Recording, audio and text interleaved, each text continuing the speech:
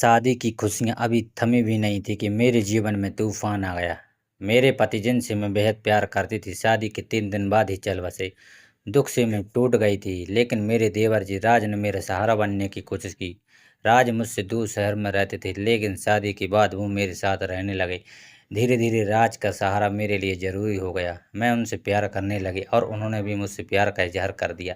एक दिन राज मुझे एक अंधेरे कमरे में ले गए। कमरे में 2 और अजनबी आदमी थे। मेरे रोंगटे खड़े हो गए। क्या होने वाला था? क्या राज मुझे धोखा दे रहे थे?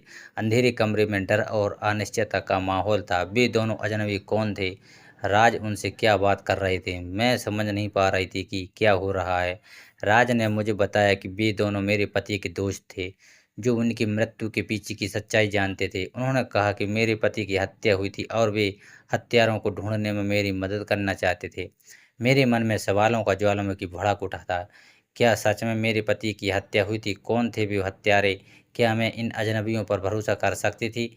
राज और उन अजनबियों के साथ मिलकर मैंने मेरे पति की हत्या के रहस्य को सुलझाने का फैसला किया। यह एक खतरनाक खोज थी और हर कदम पर हमारी जान खतरे में थी।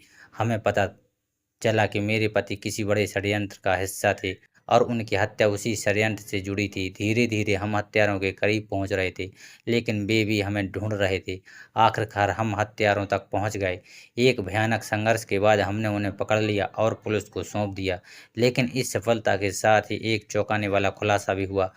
उन अजनबियों में से एक जिस पर मैं भरोसा करती थी, वो भी उसी षड्यंत्र का हिस्सा था। उसने मुझे धोखा दिया था और मेरे पति की हत्या में उसकी भी भूमिका थी। धोखे और विश्वासघात के बावजूद हमने हार नहीं मानी।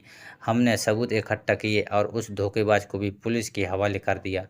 मेरे साथ न्याय हुआ और मेरे पति को उनकी हत्या का बदला मिल गया। मैं अब शांत थी और धीरे-धीरे अपने जीवन को फिर से सँवारने लगी। अगर आपको मेरी कहानी पसंद आई है तो कृपया मेरे चैनल को सब्सक्राइब करें और घंटी दबाकर सभी नोटिफिकेशन को चालू कर लें, ताकि आपको अगले वीडियो की सूचना सबसे पहले मिल सकें। आपके प्यार और सपोर्ट के लिए धन्यवाद।